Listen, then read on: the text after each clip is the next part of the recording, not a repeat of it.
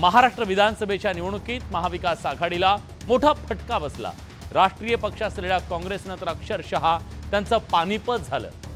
महाराष्ट्रातल्या या लाजिरवाण्या कामगिरीनंतर आता इंडिया आघाडीतील घटक पक्ष काँग्रेस आणि महाविकास आघाडीला लक्ष करताना दिसतात।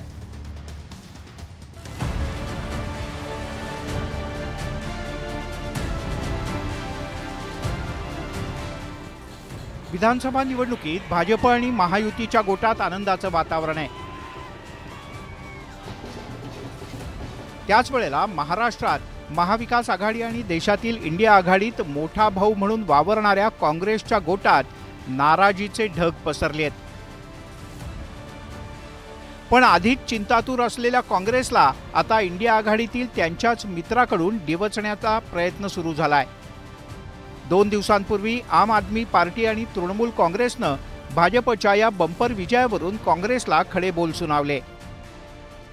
आता महाराष्ट्रातल्या छोट्या पक्षांनी सुद्धा काँग्रेस आणि महाविकास आघाडीवर पराभवाचं खापर फोडायला सुरुवात केली आहे।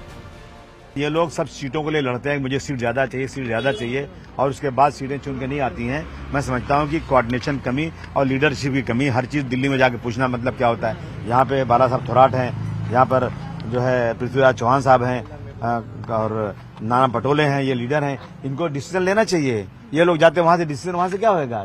जो लोग वहां से डिसीजन लेते हैं, मैं समझता हूं ठीक नहीं है। राज्यात झालेल्या विधानसभा निवडणुकीत भाजप आणि काँग्रेसमध्ये थेट लढत होती, ज्यात काँग्रेसची पूर्णपणे धुळधाण झाली। भाजप आणि काँग्रेसमध्ये 75 जागांवर थेट लढती झाल्या। यातील 64 जागा भाजपनं जिंकलेत, तर काँग्रेसला 75 पैकी फक्त 11 जागांवरतीच विजय मिळवता आला। विधानसभा निवडणुकीच्या प्रचारात काँग्रेसला कोणताही मुद्दा ठामपणे मांडता आला नाही। भाजपकडून राज्यभरात अतिशय मुद्देसूदपणे प्रचार झाला। दुसरीकडे काँग्रेसच्या प्रचाराला कोणतीही दिशा दिसली नाही।